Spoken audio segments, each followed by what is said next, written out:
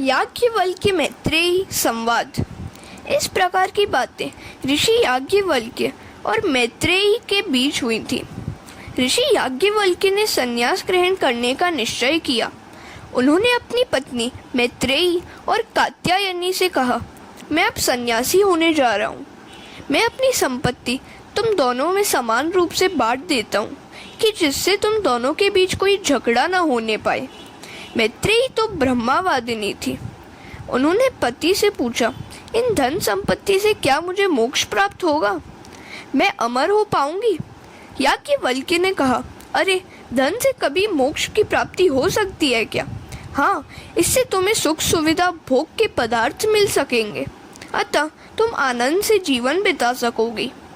मैत्रेयी ने कहा, जिस धन से मोक्ष की प्राप्ति न हो उसे लेकर मैं क्या करूंगी? आप इसे कात्यायनी को ही दे दे।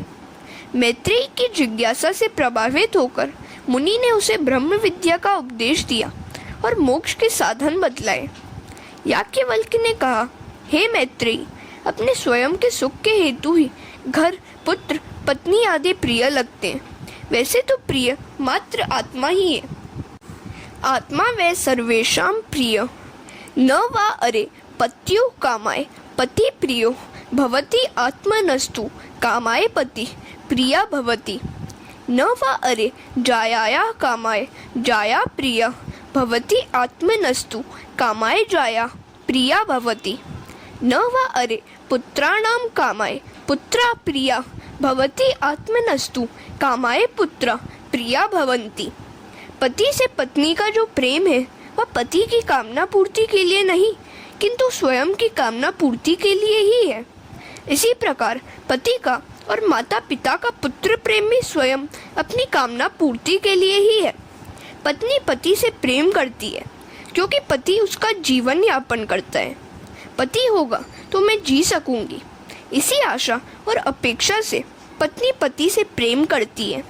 इसी प्रकार पति भी मात्र पत्नी से उसी की खातिर प्रेम नहीं करता है, वह उससे प्रेम इसलिए करता है क्योंकि वह उसकी इच्छाएं पूर्ण करती है।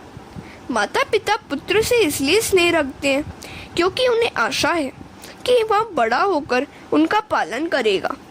मनुष्य कभी मनुष्य के साथ प्रेम नहीं करता, अपितु अपने स्वार्थ के साथ ही प्रेम करता है। हरे कृष्णा।